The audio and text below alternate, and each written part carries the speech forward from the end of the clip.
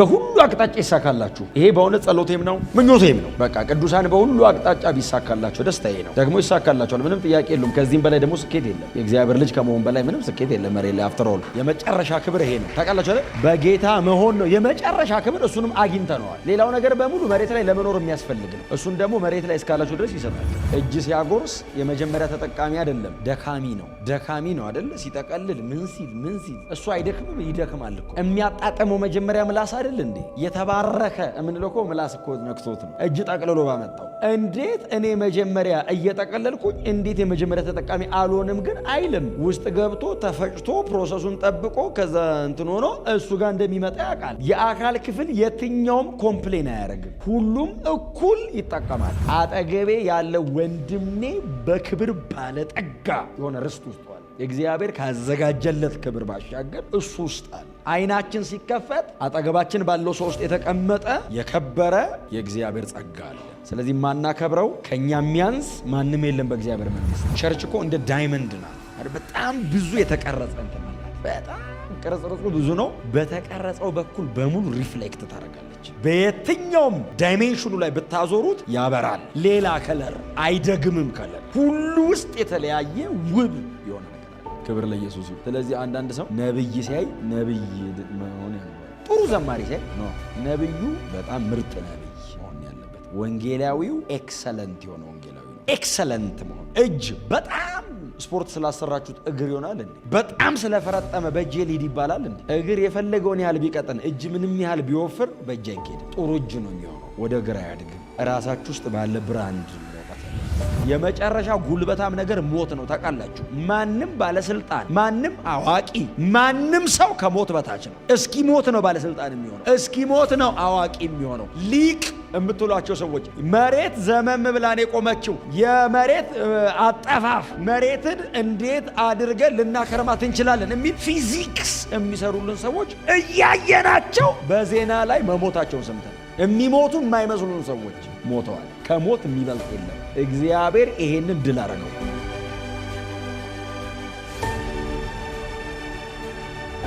የኤፌሶን ደብዳቤ የጳውሎስ የእስር ቤት መልእክት ነው አይደል? የእስር ቤት ደብዳቤ ሆኖ ይህንን ደብዳቤ ከቆላሲያስና ከፊሊሞና ጋር ነው አንድ ላይ የሚጽፈው። ሮም እስረኛ በነበረበት ጊዜ ነው ይህንን ደብዳቤ የሚጽፈው እና የታሰረ ሰው ጸሎት ነው ማለት ነው። ክብር ለኢየሱስ ይሁን። እንግዲህ እናንተ እንደማትታሰሩ ተስፋ አረጋለሁ። ግን ብትታሰሩ ምን አይነት ጸሎት ነው የምትጸልዩት? እንድፈታ አይልም፣ እንዲያስፈታኝ እንደውም ስለ ራሱ ሁሉ አይጸልይም። አሁን በጣም በአንገብጋቢ ሁኔታ ቸርች ውስጥ ያሉ ቅዱሳን ሳይሆን የሚጸለይላቸው ታስሮ ሞቱን የሚጠብቅ ሰውዬ ነው አይደል የሚጸለይለት። እንደውም አሁን እሱ ከሚጸልይ ይልቅ የጸሎት ርዕስ ቢሰጥ ነበር በጣም ጥሩ የሚሆነው። ግን ይሄ ሰውዬ ይጸልያል። እጸልይላችኋለሁ። እንደውም ለኤፌሶን ቅዱሳን ነው የሚጸልየው እና ለአመታት ያገለገላቸው፣ ለአመታት ያስተማራቸው፣ ለ2 ዓመት ከ3 ሳምንት አካባቢ ያስተማራቸው ቅዱሳን ናቸው። የጳውሎስ ተማሪዎች ናቸው። በሱም እጅ ነው ብዙዎቹ ወደ እግዚአብሔር መንግስትም የተጨመሩት እና ጨምሮ ይጸልይላቸዋል። እና ጸሎቱ መጀመሪያ በምስጋና ነው እንግዲህ የሚጀምረው። ጸሎቱን ምስጋና ነው የሚጀምረው እና ጳውሎስ የማመሰግንበት ምክንያት አለ ስለናንተ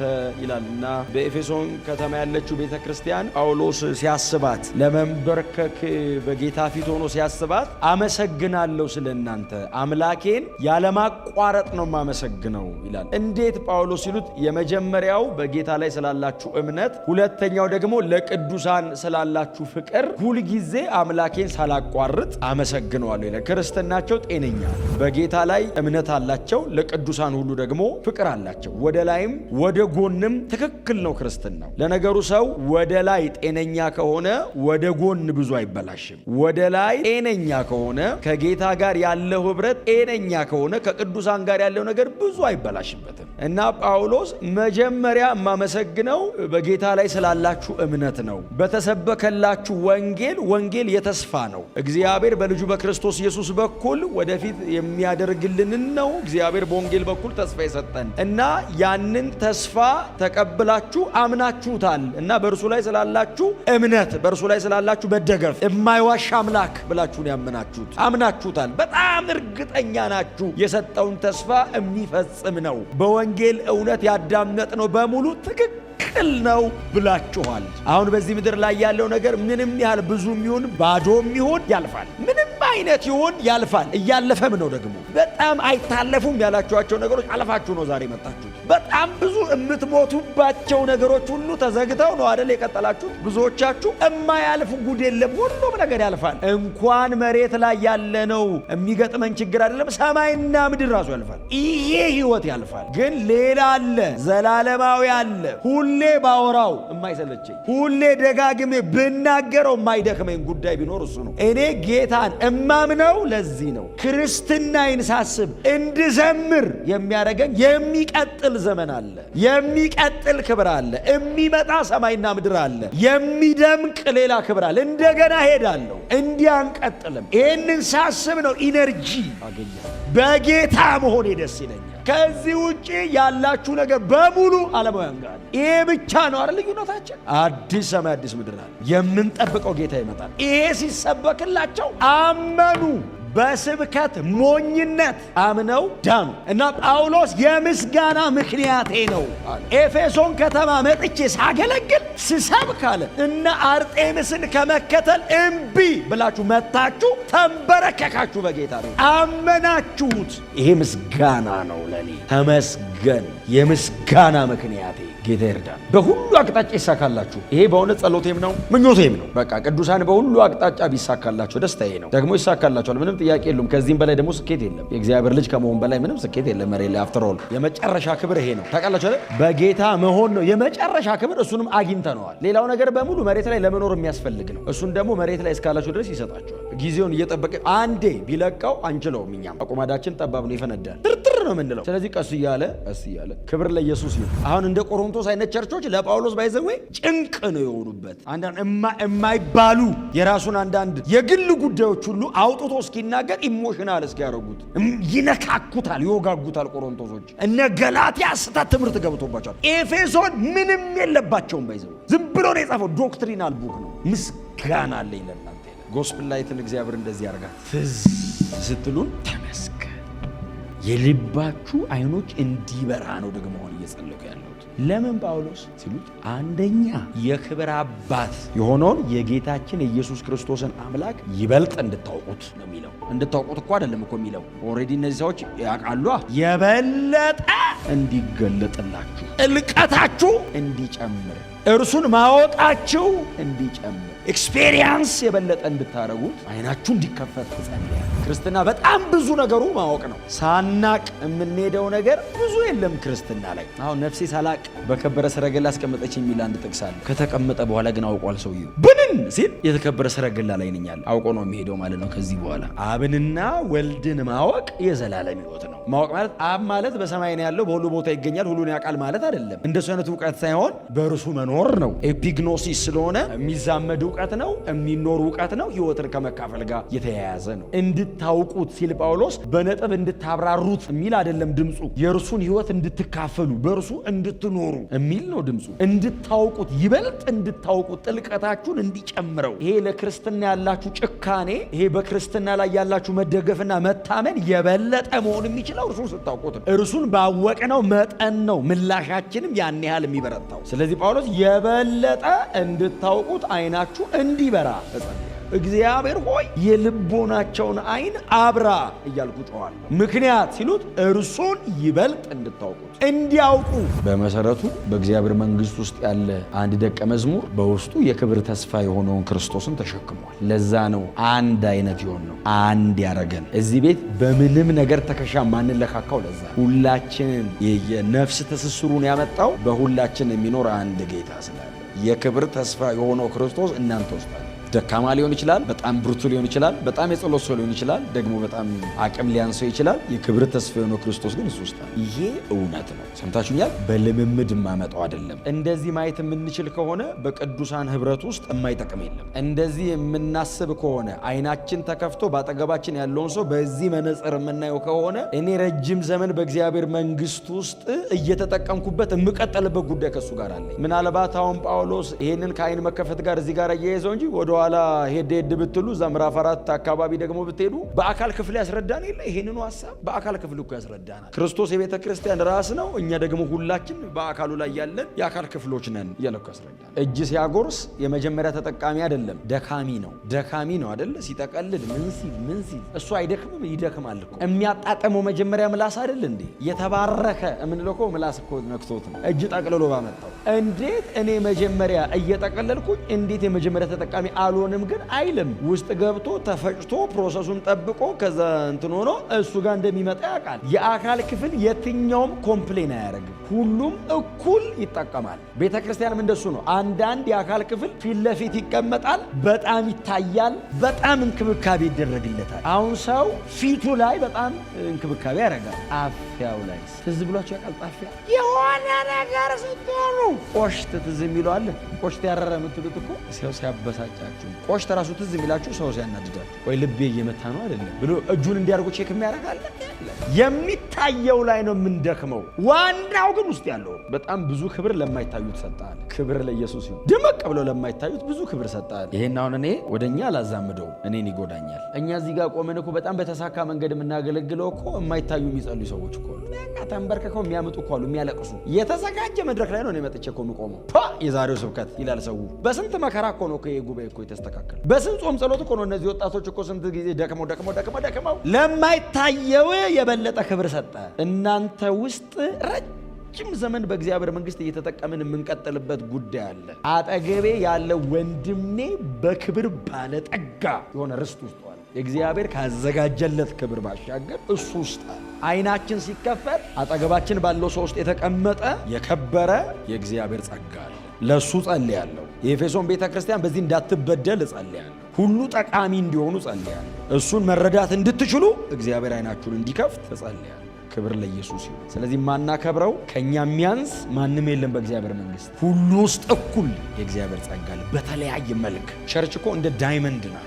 በጣም ብዙ የተቀረጸ በጣም ቅርጽርጹ ብዙ ነው። በተቀረጸው በኩል በሙሉ ሪፍሌክት ታደርጋለች። በየትኛውም ዳይሜንሽኑ ላይ ብታዞሩት ያበራል። ሌላ ከለር አይደግምም። ከለር ሁሉ ውስጥ የተለያየ ውብ ይሆናል። ክብር ለኢየሱስ ይሁን። ስለዚህ አንዳንድ ሰው ነብይ ሲያይ ነብይ መሆን ያምራል። ጥሩ ዘማሪ ሲያይ ኖ ነብዩ በጣም ምርጥ ነብይ መሆን ያለበት። ወንጌላዊው ኤክሰለንት የሆነ ወንጌላዊ ኤክሰለንት መሆን። እጅ በጣም ስፖርት ስላሰራችሁት እግር ይሆናል እንዴ? በጣም ስለፈረጠመ በእጅ ሊድ ይባላል እንዴ? እግር የፈለገውን ያህል ቢቀጥን እጅ ምንም ያህል ቢወፍር በእጅ አይኬድም። ጥሩ እጅ ነው የሚሆነው፣ ወደ እግር አያድግም። ራሳችሁ ውስጥ ባለ ብራንድ ነው መውጣት ያለባችሁ። ውብ ነው፣ አይደገምም፣ ልዩ ነው የናንተ። እስቲ አሜን በሉ። ስፔሻላይዝ አርጉ ላዩ ላይ ምርጥ ወንጌላዊ ፕሮፌሽናል የሆነ አፖስትል ስራውን እየሰራ እንደነ ሉቃስ 2 ቮሉም ያለው ስክሪፕቸር ላይ የሚያዋጣ ሐኪም ተብሎ በዚህ በኩል ደግሞ በቃ 20% ኒው ቴስታመንት ደግሞ የሚጽፍ አሜን ነው። ሁላችሁ ውስጥ እንደዚህ አይነት ሁላችሁ ውስጥ ከደከማችሁበት የሚያስቀና ነገር አለ እናንተ ውስጥ። ከሰራችሁበት ኢንቨስት ጊዜ ሰጣችሁ ኢንቨስት ካረጋችሁበት ምን አለ እሱም በመሰልኩ የሚያስብል ነገር እናንተ ውስጥ አለ። በማንም መቅናት የለባችሁም። እናንተ ውስጥ አቅም አለ። ስለዚህ ጳውሎስ አይናችሁ እንዲከፈት ነው መጸለዩ አለ። የፓስተሩ አይን አይደለም እንዲከፈት እየጸለየ ያለው የህዝቡ ነው። የጉባኤው አይን ይከፈት፣ የቸርች አይን ይከፈት ይላል። ለምን? ሁሉ ጠቃሚ ነው። ለኛ ለምናምን ከሁሉ የሚበልጠውን የኃይሉን ታላቅነት እንድታውቁ። ይሄ ኃይል በጣም እንግዲህ እኔ ስመጣ ሳላነሰው የሄድኩበት ቀን የለም። የትንሣኤው ኃይል ነው። የትንሣኤው ኃይል ከሁሉ ይበልጣል። ግን የሚሰራው ለኛ ለምናምነው ቸርች ነው። አክቲቭ ሆኖ የትንሣኤ ኃይል የሚሰራው በዓለም የለም። ቸርች ነው ያለው። ቤተ ክርስቲያን እንድትጠቀምበት የተሰጣት፣ ወንጌልን እንድታገለግልበት የተሰጣት ኃይል ለኛ ለምናምን ይላል ጳውሎስ።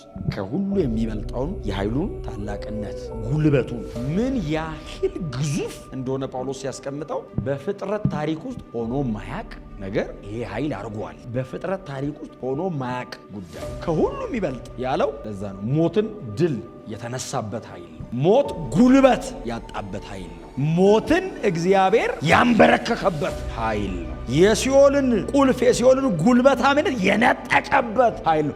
ሞት ሆይ መውጊያ የታል አስብሎ ሞትን ታሪክ ያደረገበት ኃይል ነው። የመጨረሻ ጉልበታም ነገር ሞት ነው። ታውቃላችሁ፣ ማንም ባለስልጣን፣ ማንም አዋቂ፣ ማንም ሰው ከሞት በታች ነው። እስኪ ሞት ነው ባለስልጣን የሚሆነው፣ እስኪ ሞት ነው አዋቂ የሚሆነው፣ ሊቅ የምትሏቸው ሰዎች መሬት ዘመም ብላን የቆመችው የመሬት አጠፋፍ መሬትን እንዴት አድርገን ልናከርማት እንችላለን የሚል ፊዚክስ የሚሰሩልን ሰዎች እያየናቸው በዜና ላይ መሞታቸውን ሰምተናል። የሚሞቱ የማይመስሉን ሰዎች ሞተዋል። ከሞት የሚበልጥ የለም። እግዚአብሔር ይሄንን ድል አደረገው። ከሁሉ የሚበልጠውን ይህንን እንድታውቁ ደግሞ አለ ጸሎቴ ነው። ተንበርክክ ያለው አለ እግዚአብሔር ወይ እባክህ ከሁሉ የሚበልጠውን የኃይልህን ታላቅነት እግዚአብሔር ብርቱ የሚለው እንዲገባ እግዚአብሔር ኃያል። ዳዊት አንድ ጊዜ እንዲህ አለ አይደል? እግዚአብሔርም ተናገረ እኔም ይህን ብቻ ሰማሁ አይደል ያለው? ኃይል የእግዚአብሔር ነው። እግዚአብሔርም አንድ ጊዜ ተናገረ አለ እኔም ይህን ብቻ ጂሰስ እግዚአብሔር ጆሮአችንን በዚህ ይባርከው። ይህም ብቻ ሰማዋል። ምን ሲሉት ኃይል የእግዚአብሔር ነው። ኃይል ብዙ ሲሆን ጠላቶቹ ዋሹ። ከሁሉ የሚበልጠውን የኃይሉን ታላቅነት እንድታውቁ ይላል። ይሄ ኃይል ምን ሰራ ካላችሁ እግዚአብሔር ይህንን ኃይል ልኮ መጀመሪያ ያሳየን ነገር ኢየሱስ መቃብር ውስጥ ነው የላከው። ይህንን ኃይል አለ ልጁ ጋር ነው የላከዋል። መጥቶ አያውቅም። ይሄ ኃይል ከዚህ በፊት ቸርች መጥቶ አያውቅም። ከዚህ በፊት በእስራኤል መካከል ሰርቶ አያውቅም። ለመጀመሪያ ጊዜ ዩኒቨርሳሊ በዓለም አቀፉ ደረጃ የተዋወቀ ነው ኢየሱስ መቃብር ውስጥ ነው። ይህንን ኃይል የመጨረሻውን ስልጣን ሰጥተዋል። ከስም ሁሉ በላይ ባሉትም በሚመጡትም በተዘረዘሩት ኃይላት ሁሉ ላይ ሾመዋል። ሁሉንም ከእግሩ በታች ያስገዛለታል። ሁሉን ኢየሱስ የረገጠው በዚህ ኃይል ነው። ሁሉን ያለውን እምናቀውን እማናቀውን ሁሉ ተገዛለት የተባለ በዚህ ኃይል ስልጣን ሁሉ አይደለም። ማቴዎስ 28 ላይ ስልጣን ሁሉ በሰማይና በምድር ተሰጠኝ። የመጨረሻውን እጅ ላይ ነው ያለው። ይሄንን የተጎናጸፈው በዚህ ኃይል ነው ይላል ጳውሎስ። ይሄንን ኃይል እንድታውቁት ነው እንጸልይ። የቤተ ክርስቲያን ራስ ኢየሱስን አድርጎታል። አሁን ለቤተ ክርስቲያን ተሰጥቷታል። ራሷ ሆኖ ከክርስቶስ ወደ ቤተ ክርስቲያን ፈሷል። ይሄ ኃይል እናንተ ውስጥ አለ። ወንጌል የሚሰበከው በሰማይና በምድር የመጨረሻ በሆነው ስልጣን ኢየሱስ ክርስቶስ ጌታ ነው ስትሉ እያላችሁ ያላችሁት በትንሣኤው ውስጥ ኢየሱስ ክርስቶስ ጌታ ነው ያልነው እኮ ሞትን አሸንፎ ከቆመ በኋላ ማለት በሁሉ ላይ ጌታ ነው አልን። ይሄንን የተጎናጸፈው የመጨረሻ የኃይሉን ታላቅነት እግዚአብሔር አሳይቶ ነው። ይሄንንም እንድታውቁ ጸልያለሁ። እቺ ሶስቷ ናት የጳውሎስ ጸሎት። የክብር አባትን እንድታውቁ ጸልያለሁ። ዓይናችሁ ተከፍቶ በቅዱሳን ዘንድ ያለውን የደስታ ክብር ባለጠግነት እንድታዩ እርሱን እንደገና እንድታውቁ ጸልያለሁ። የጥበብና የመገለጥ መንፈስ እንዲሰጣችሁ ለምናለሁ። ደግሞ የኃይሉን ታላቅነት እንድታውቁ ጸልያለሁ።